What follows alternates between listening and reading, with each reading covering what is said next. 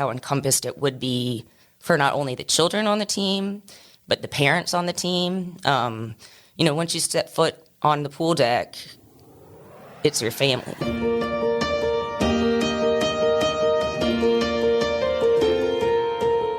Welcome to the Voices United in Education podcast.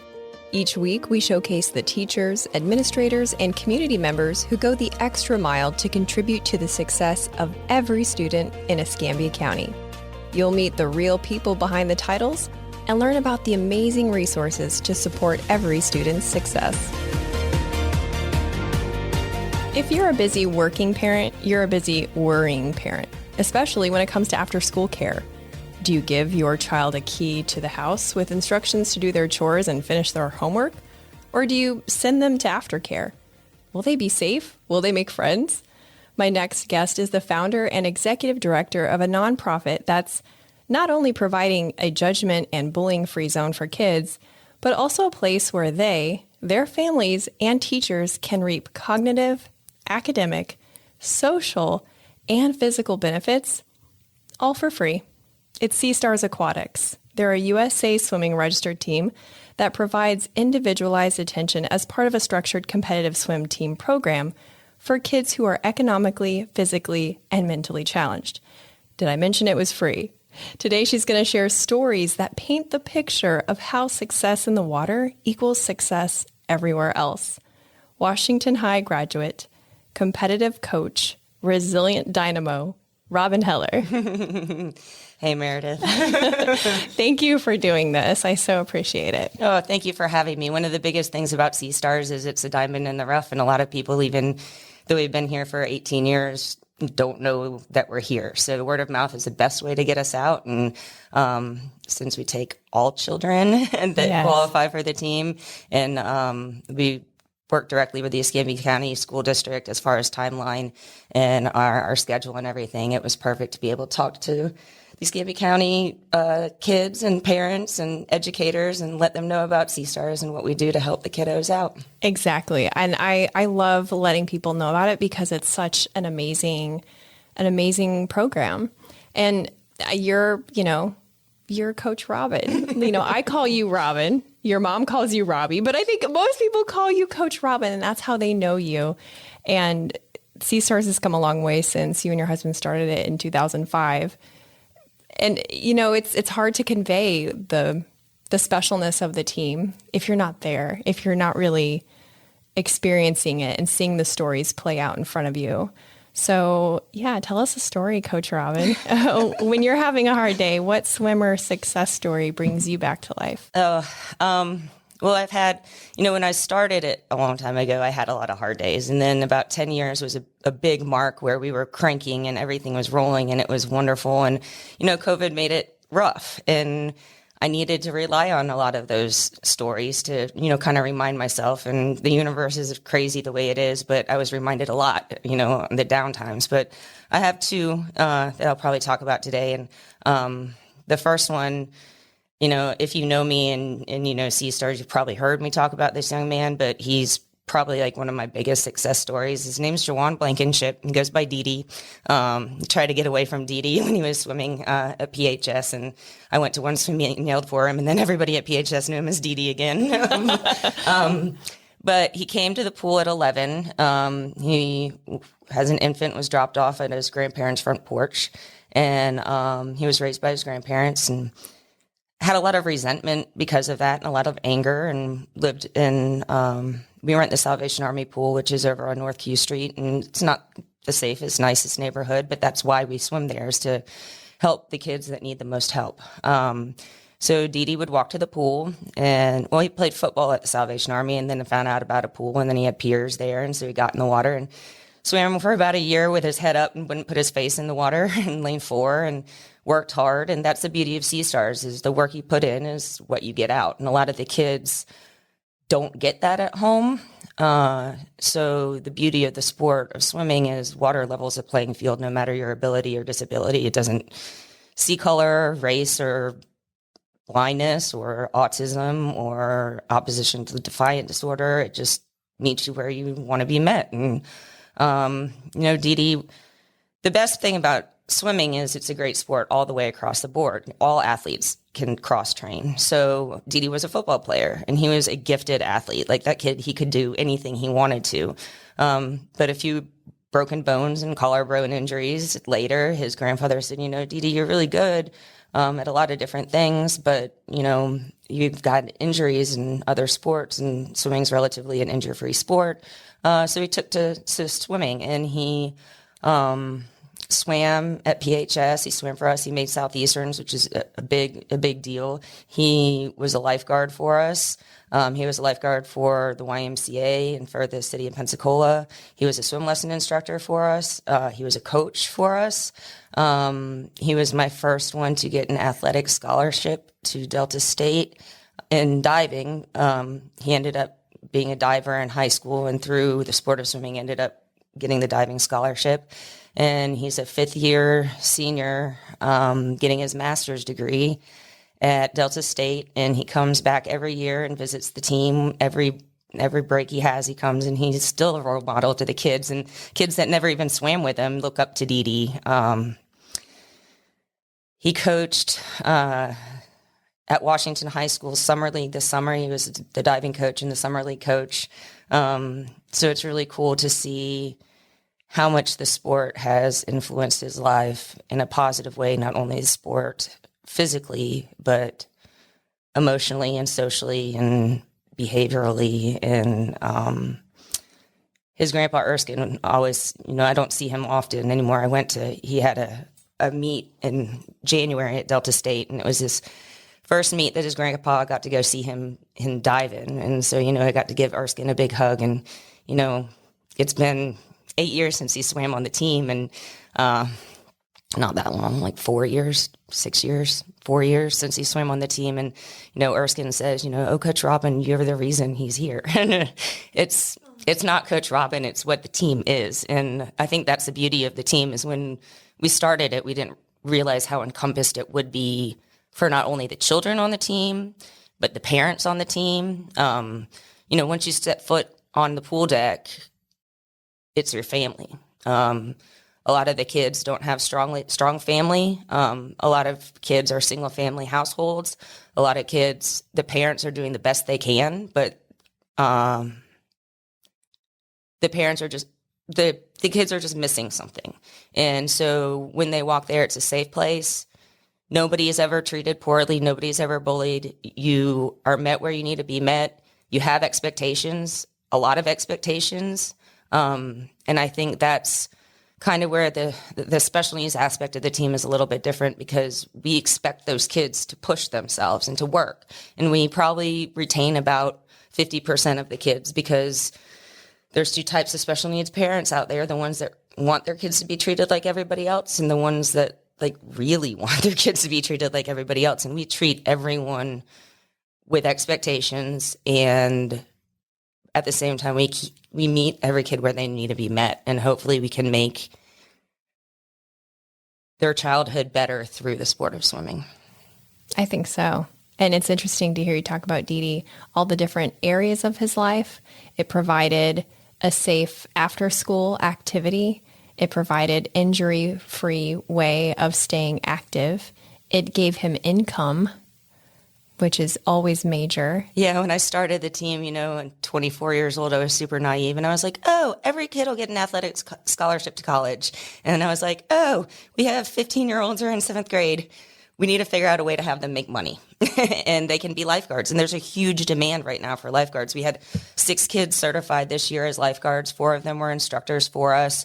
Another 5 or 6 of our kids were lifeguards this summer for the YMCA or for at Washington High School. So it's really cool that even if they're not directly working for us, it doesn't matter if they're working for us. We want them to find a niche that they want to be productive people. And that's the biggest thing is, we never discourage them about not coming to practice or there's a requirement that you have to be there. We're just happy you're there. And so whatever you want it to be for you, we can make it what it needs to be for you.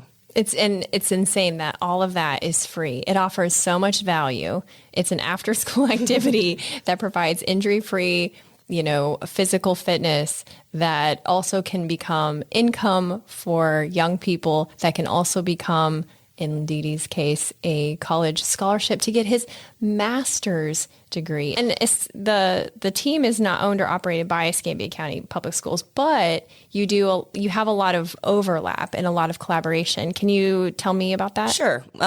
We have rented the Salvation Army pool, which is at 1501 North Q Street. It's a heated indoor facility, and a lot of people, whether you're born and raised in Pensacola, no one knows it exists. It's a diamond in the rough, and it's perfect. And we have had other locations want us to go there, but we choose to go there because of the collaboration that we have with the Salvation Army. They do have an after-school program, and they do have a bus system that if the kids go to Dixon or S.L. Jones, then there's a bus stop there. And then there's also a bus stop for the kids that go to CAYs. They do have to coordinate that with the school system, though, I think through WISE. So coordinate it instead of dropping off in their neighborhood, dropping the kids off at the Salvation Army. Okay. Mm-hmm. Salvation Army it has different leadership, and we have new leadership right now, and they're really, really, really building the community center program. For the first time that I've been there in the 15 years I've been there, it's really, really positive. They have free meals, Tuesday and after school programs that are church based because the Salvation Army is a church. We rent the pool. We are our own nonprofit. We are not affiliated as far as that as a religious organization at all. We rent the facility from them. But they do provide meals during the summertime and summer camp in the summer. They provide youth activity programs, and then we have practice from 5 to 6:15 for our beginning swimmers, or 5 to 7 for our advanced swimmers. So if transportation is an issue, we have had lots of walkers in the past. Lots of my kids have walked across Pace Boulevard to get to practice, which is scary, but the bus system does drop those elementary school kids off. So if the kids do know how to swim and they want to be on the swim team, we have tryouts every Wednesday at 4:45. They just have to show up and they have to get across a pool. It doesn't matter how they do it. It's 25-yard pool. It's 3.5 feet in the shallow end, 9.5 feet in the deep end, but it doesn't matter how deep the water is because you swim on top of it. I feel like you've said that before. Maybe a few times. Maybe a few. And but then we have our special needs aspect of the program, and special needs is really hard to put into place. I know right now, politically correctness, it's not the most, but it works for us, and it's quote unquote wouldn't fit in a typical swim team setting. So for people that are in the Escambia County School District, if the kids have an IEP, they probably would fit into Seastars. We have lots of kids with physical disabilities, amputees, visual losses, hearing, deaf, things like that. We also have behavioral issues and lots of autism spectrum kids. But we have that's based on tier, based on water ability, again, not disability. And those are practices Mondays and Wednesdays from 3:30 to 4, 4 to 4:30, and 4:30 to 5. So it's progressional. So the beginning practice is 3:30 to 4. That's mainly just taking direction from me, the coach, that is not in the water. So I'm off on the deck. I'm not in the water with the kids, but they're getting verbal direction, kind of getting to learn independence and going up and down the pool. Some of the kids in a half an hour only swim like 3 or 4 laps. Some of them will swim like 20. But it's pretty raw. And typically we start learning like freestyle and backstroke in that group. And then once they're following directions, build their stamina, they get progressed into the 4 o'clock group, and then the 4:30 group. And then we do have about 12 kids that have transitioned from the 4:30 special needs practice, and they practice with the quote unquote regular kids from 5 to 6:15, and we have 2 swimmers that practice from 5 to 7. I do want to spend some time talking about the kids with special needs, because the water, there's something special about it, right? And you've seen that. You've had nonverbal swimmers get in the water and suddenly they have found their voice. Yeah, I'm not a therapist, first of all. I'm a swim coach. But there's something about the water. There's just something about the water, and there's something about the sport of swimming. And the sport of swimming isn't for everybody, but when it's for you, it's for you. There ain't nothing fun about going up and down and staring at a black line for a half an hour or 2 hours every single day. But when you love it, you love it. And especially with the autism spectrum disorder. There's, the wandering and drowning is huge. And we get a lot of kids through the program that mainly it's scared of drowning and drowning statistics. But through the water, we found that a lot of those kids are in occupational therapies, physical therapies, and most of the time that's in like a classroom setting where they're having to sit in a chair, and they've had to do that for 8 hours at school, and then they're doing it. So the venue is very different. It's a place they like to be anyway, and so they're more willing to do what they're asked because they're also hands off, where they're having to make that choice. They're not being forced to do it, and they're being rewarded for what they're doing positively. We do try to mainly work on positive reinforcement, but I can tell you, walk on deck, you're going to hear me yell. No, you're kidding. A lot. But I'm not yelling. Half of the time, the kids' heads are underwater. So, you've got that. So you've got to be loud enough to have them hear you, across a 25-yard pool with their head underwater. So, yeah, it's loud on the deck, and there's sensory and there's things going on. But a lot of these kids, they need to get through that because of their love for water. So a lot of the things that they would run from or try and escape from, because they are in a safe place or a quiet place and they can just put their head under the water and it's quiet and it's enveloping and it feels like welcoming and warming. It's more like a hug. Interesting. So but every kid is different. Every single kid is different. So when there's lots of questions like how long does it take to progress or, different things, a lot of it just depends on how much, the parents are willing to put in the program. Like we said, we're here to meet you guys with everything, but with a lot of those kids, they've got so many other therapies going on. And so maybe like during the school year, they can come twice a week, but in the summer, they just, they want to enjoy the water on their own and they don't need the structure. Or it's totally opposite. During the school year, they can't do it, but during the summer, they have the freedom to be able to do it. I found that a lot of the parents find the kids do a lot better with their homework. After swimming because it's calming.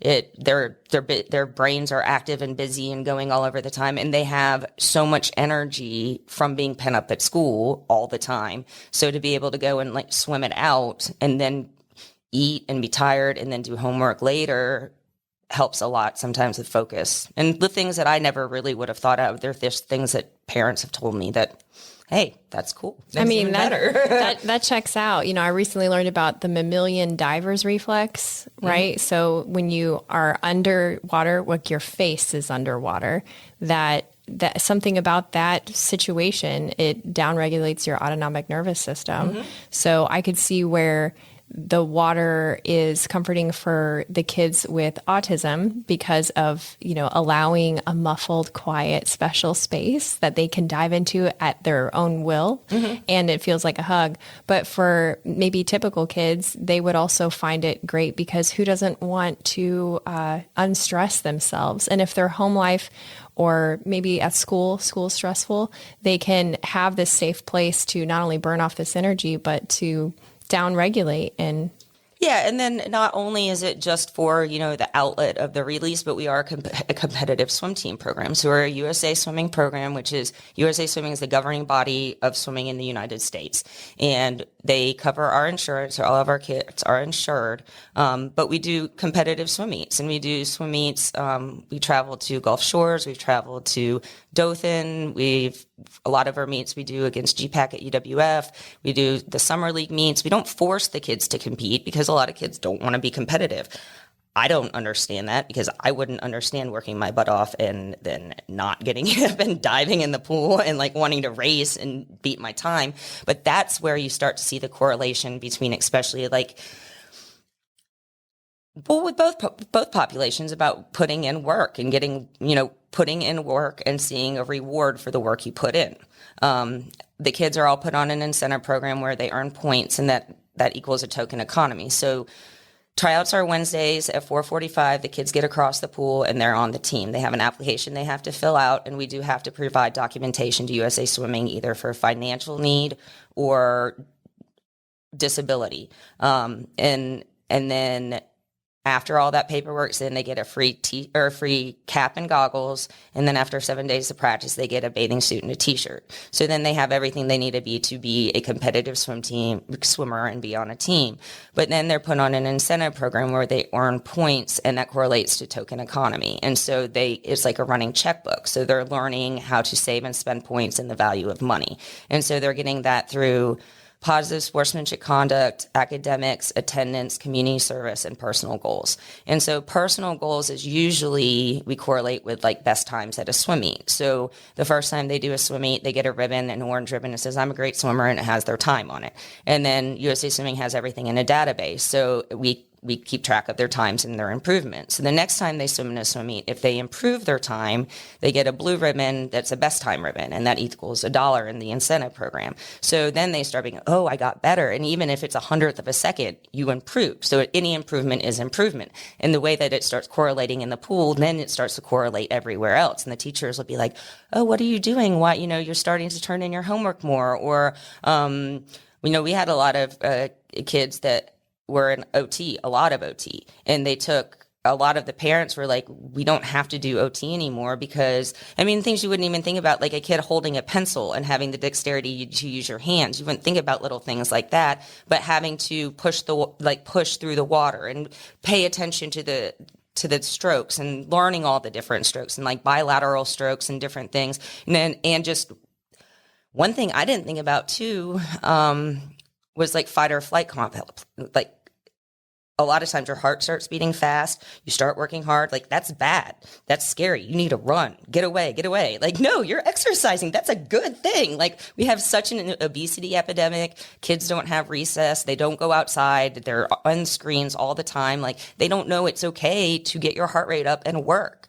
So it's really cool to see all of the aspects on how it helps. But with the personal goals part, getting best times at swim meet is great, but some of our special needs kids won't go to swim meets. And so there are other things that we have to work on, like behavior. So if we have a behavior issue, then we can work on that with the parent at home and say, maybe we could correlate buying a new Lego set at Target with your points.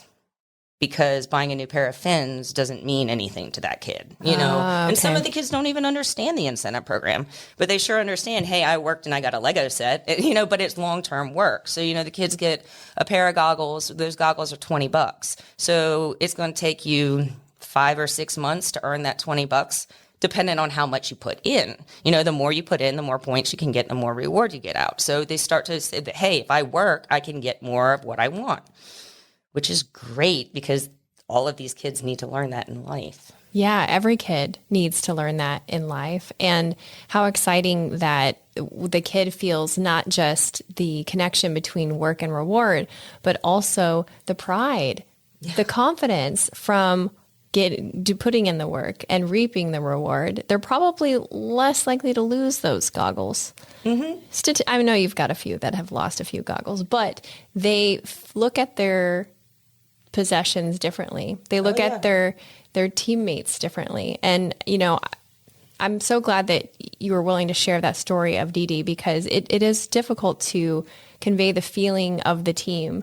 But when you're there on deck and you're looking over the pool and you see the kids that are there from financial aid and they're helping the kids that have cerebral palsy, because, I guess I should explain for listeners who don't know, the older kids become kind of like coaches to the other kids and explaining, the rules of the pool or the rules of a game that they're playing that day, teaching the little babies how to blow bubbles in the water and seeing it's not a Robin thing. Mm-mm. It's the team. It's the kids coming this together. Is not welcome to the Robin show. No, I'm just here to build up the community in a way that it needs to be. And, I graduated in 97 from Washington. When I moved out of here, I didn't really think I'd come back. But I graduated from FSU and I was coaching swimming and I was a behavior specialist. My husband was working at FAM and we had this idea and we were like, well, we need to start it somewhere where there's poverty and somewhere where there's water. And so back here I was, and I couldn't ever begin to explain the benefits I wouldn't have ever thought the benefits this team would have when I started it when I was so young. And I worked really hard to keep it going and to have it going. And I never realized like the staff would be the kids and the job opportunities that it would give. I mean, I wanted Black kids going to college on scholarship, and it's so much more than that. And I've learned so much about poverty and special needs, and there's situations, and it's nobody's fault. And there's, the lines, are all spaghetti all over the place. There is no, this person's here because of this. And there's no answer to every situation, but we're here to make every person that walks through the pool deck a better spot than they were. And, I have kids that'll come and I was sitting at the Salvation Army the other day doing something because I had a few extra minutes, and I heard a kid heard my voice, and they were like, "Oh, are you Coach Robin?" They were just home visiting from Virginia. They had moved a long, long time ago, and I didn't remember, or actually I remembered his name, and which is crazy. Now I'm getting old and I can remember the kid's name still. But and he said he moved away and he only had swam for like 2 or 3 months with us, and he had gotten to be a stronger swimmer, and he had saved somebody's life in Virginia because he could swim. And, just things like, and he swam with us for like 2 or 3 months, and there's kids that like at the gas station, they're like, "Oh, I didn't swim very long, but it was the best time of my life." And it's just things that, I couldn't imagine. I swam, and I know that like I had a very, very positive upbringing, and I was very fortunate. And the impact that swimming made on my life was huge. I can't imagine the impact that it is making on all of these kids' lives. I mean, I can, because they tell me all the time, and it makes me really happy. But that's what we're here for, and that's why I was so happy for you to have us here, because word of mouth for our program is the best. We used to, get swim lesson flyers that say endorsed by the Escambia County Swim Lesson, and send them home with their book bags like in May before summer started, and different things like that. But a lot of it's word of mouth. It's overcoming the fear, especially with the populations that we're talking with. The lower income population typically is scared of the water. And the special needs population it's usually fearful and of drowning. But the benefits that the water have from young ages all the way through adulthood, like our special needs kids, there's no age limit. But a lot of them, after, they're in their 30s or whatever, they can go to PSC and swim on their own and get what they want out of it. So they don't need to come swim with us. They can do it. The beauty of the water is they can do it anywhere. And we are surrounded by water here. So everybody needs to have it as a safety to be able to swim. But we're more than just a swim team, and we're more than just putting kids in the water and going up and down the pool. We really are encompassed, like we do big things there. And right now, she's not a product of me by any chance, but we have a girl named Emma, and she's in Turkey right now, and she's getting ready to do an international try, and she will be going to Paris in 2024, and she's ranked like, I don't know, 5th in the world for the United States. And I mean, she swims with us. I mean, but that's try. There's a whole lot of coaches in her background, and she was military. So, I coached her 3 years ago for 3 years, and now she's been back, and I'm so happy to be part of her path. But that's what it is. It's, a lot of sports and athletics, it's about like the coach or the parent and it's stressing the kids out. And athletics should be fun, and it should be positive. And so, again, we yell, but it's positive, and we want to push, and we really want the best for our kids. And there's no separation from academic performance and the sport itself, which I think makes it really unique. I played soccer competitively since I was itty bitty. I was varsity goalie as a freshman in high school, and there was always a fight between the academic aspects of school activities and at least soccer. I can't speak to football personally, or I was only in volleyball for a short time, but there was that conflict. There was headbutting there. They didn't support one another. And what I think is unique is that Seastars really comes together with academic incentive because it benefits the long-term success of that child. Right. And I think that's why Seastar, when people think of a swimming pool, they think of like chaos. Children splashing and that squealing they do when they're in the water drives me bananas. I don't know why they do it, but it's so loud and chaotic, and that's not what you have going on. And so that's why I'm so glad that you came today and talked about it. Can you real quickly tell listeners what the financial qualifications are? Yeah. So we know what the physical disability qualifications are a little bit less defined, but if your child does have an IEP or qualifies to have an IEP at school, they probably will. Right. Yeah. Like usually a 504 won't, but an IEP usually will. And there's some things that you just have to talk about it and figure out where's going to fit best, because there are other swim teams out there. And that's why the beauty of our swim team is swimming is a great sport, but there are, like, if you don't qualify for us, there's other places to go, and I will help you in that venue too. But there's a lot of different ways financially. It used to be free or reduced lunch, but everybody gets free or reduced lunch, so you have to qualify for it. You don't have to get the services, but you do have to show that you qualify for it. Medicaid is one of the easiest ones. If you have a Medicaid card, you just can show us. We take a picture and we send it to USA Swimming. Food stamps, temporary assistance to needy families, children's health insurance plans, home energy assistant programs, women and infant and children's programs, Social Security disability insurance, aid to families with dependent children, supplemental security income, or Section 8 public housing. And then some people who don't think that they would qualify and don't have any desire to be a part of any of those programs, we do have a few families that qualify because of federal tax return. And I'm the chair for USA Swimming for disability swimming. And so I've tried to figure out different stats, and the annual gross income for this year, if you want to qualify for 2023, if you have 2 people in your family, it's $33,000. 3 people, it's $42,000. 4 people, it's $51,000. 5 people in your family, it's $60,000. 6 people in your family, it's $68,000. 7 people, $77,000. 8 people, $86,000. Then over 8 people in your family, add $8,000 to $86,000. So, if you have a family of 5 and make less than $60,000, you definitely could qualify. And if you have 3 kids, I mean, they all can get it all in one pop. So, and we do have kids that qualify for both. We have, I have one family, and they have a boy that swims the 3:30 group, a boy that swims the 4 o'clock group, and then a swimmer that swims from 5 to 6:15. So that is, it is a commitment, but they're safe.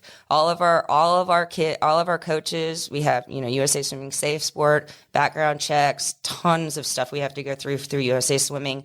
But a lot of parents don't think they could just drop their kids off. I mean, especially the special needs kids. Like, I never realized how much the parents would get out of the team, just the half an hour of giving their kids to us and being able to sit next to another mother and just cry or talk, or what do you do about this? Or I don't know what doctor to go to, or I'm having a hard time with this, or, and that, those are things that I never ever thought about, because I just think about the kids. And if you know me, when I'm on deck, I'm there for your kids. I'm not there for you. So I love your children, and I am here for you. I will give you my phone number. It's 850-418-0645. Call me, text me anytime, but from 5 to 7, your kids are mine, and I don't really. You become Coach Robin full-fledged. So what website should people go to if they want to learn more about Seastars? The website is www.seastarsaquatics.org. It's SEASTARSAQUATICS.org. We do have an Instagram page, and we have Facebook page. Facebook, that's probably more up to date and stuff, but we do different things on there. Perfect. I think those are great resources. This has been so amazing. Thank you for all that you do, and thanks for coming here. Well, thanks so much for having me, and I really appreciate, the school system being able to showcase different venues, not only in-house of what they're doing and all the amazing programs that the district does through this building, but also bringing people who really want the best out of the community. And I know you've had some other programs that come there, but it really means a lot, because that's where we're here for, is for your children, and have a safe, happy place for them to be better adults. Perfect. Voices United in Education is a production of Escambia County School District. Special thanks to Pine Forest High School for their recording studio facilities and hospitality.